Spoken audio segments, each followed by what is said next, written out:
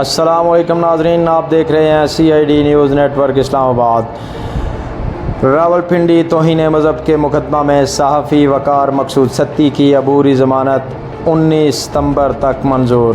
Additional district and session جج افضل مجوکا کی عدالت میں درخواست ضمانت دائر کی گئی۔ 50,000 کے مچلکے جمع کرانے کا حکم۔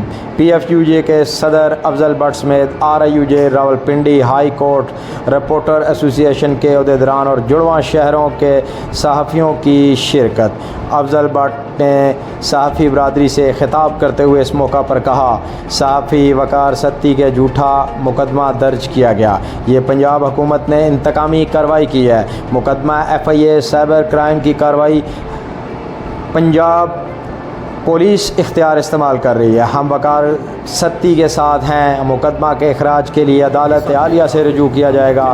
صدر PFUJ افضل بٹ کا جوڈیشل کمپلیکس میں صحافی برادری سے خطاب۔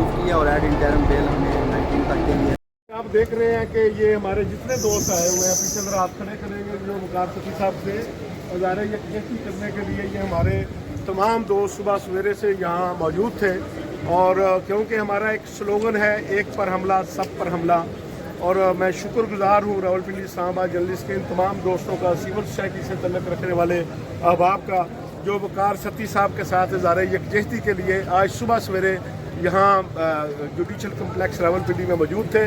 ابھی ایڈیشنل سیشن جج افضل مجوکا صاحب کی عدالت میں ہم نے بیل بیفور اریسٹ جو ہے وہ اپلائی کی ہوئی تھی، اور الحمدللہ پاکستان بھر کے تمام دوستوں کو مبارک ہو کہ ہماری بیل بیفور اریسٹ جو ہے وہ منظور کر لی گئی ہے۔ ہمارے وکیل جو ہماری طرف سے پیش ہوئے، میں ان سے درخواست کروں گا کہ آج کی عدالتی کارروائی کے بارے میں جو جج صاحب نے جو کویشچن کیا اور جو ہمیں ریلیف ملا وہ بھی بتا دیں۔